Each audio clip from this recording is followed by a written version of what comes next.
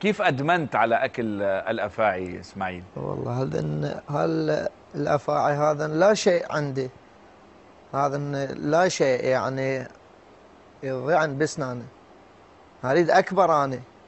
ما لقينا الا هو، يعني لم نجد سوى اريد هذه الافاعي، لان الفتره كانت قصيره، لم نستطع ان نؤمن افاعي اكبر او حتى عقارب. ادور كوبرا. انا ادمنت عليهن. هو اكل كوبرا شي مره؟ اكل كوبرا. هذا لا شيء هذا. يعني انت عامل حسابك الليله بدك تتعشى عنا، ففوجئت انه الوجبه الوجبة خفيفة. الوجبه خفيفه، يعني بدك ما تواخذنا يعني. صحيح. بدك انا ما تواخذنا. صحيح. هذا انا هسه عبالي اكبر. طبعا هذا لا شيء عندي هذا. وانا اكل مو بس هذا. اكل 63 وحده. 63 وحده مع بعض؟ 63 وحده عقربه مع افاعي. طيب والسم اللي في داخلهم ما بتخاف انه انه يقتلك، انه لا، يموتك؟ ما اخاف منهن لان اكلها هي والسم مالتها، وهي حيه مو ميته. هي والعقربه حيه اكلها مو ميته. طيب والسم؟ يعني بيقول عايشة وهي عايشة عايشة. بياكل. طبعا. والسم اللي موجود فيها ما يعني ما بيأثر عليك، ما بيقتلك؟ لا لا، ما يقتلني. طيب وفي حال لدغتك الأفعى هل تتأثر؟ لا.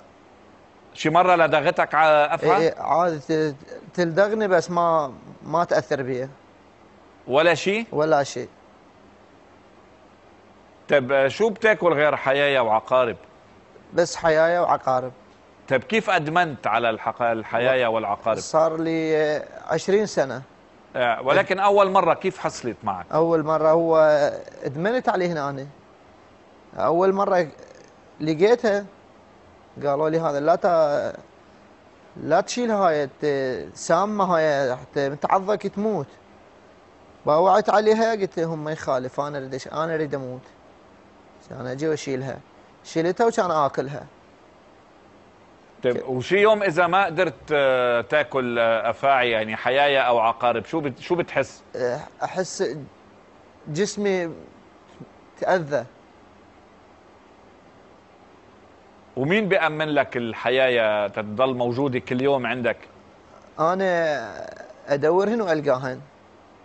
اظل امشي وادور عليهن والقاهن. ومتزوج؟ متزوج. شو عندك اولاد؟ 7.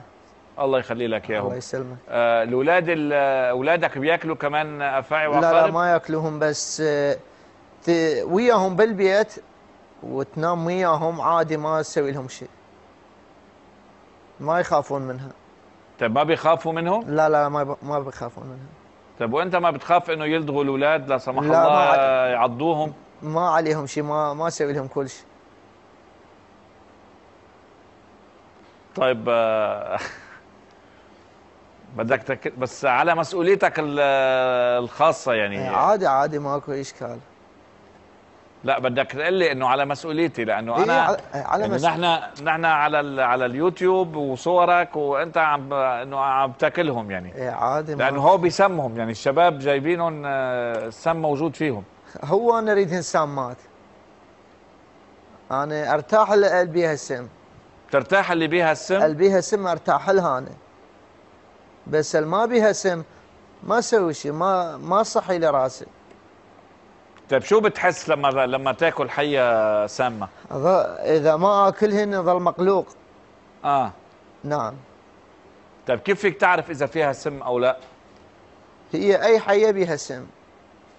ايه اي حيه بيها سم. وسأل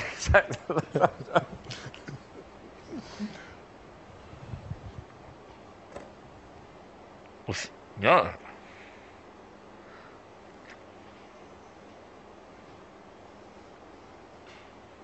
لا بتاكلها هيك؟ هي طيبة؟ نعم هي طيبة.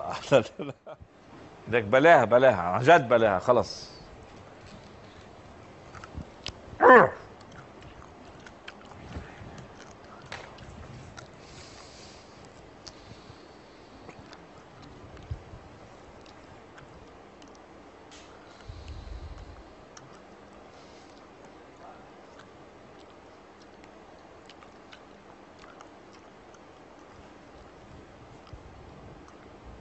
شو طعمتها؟ طعم كلش طيبه. يعني كثير طيبه.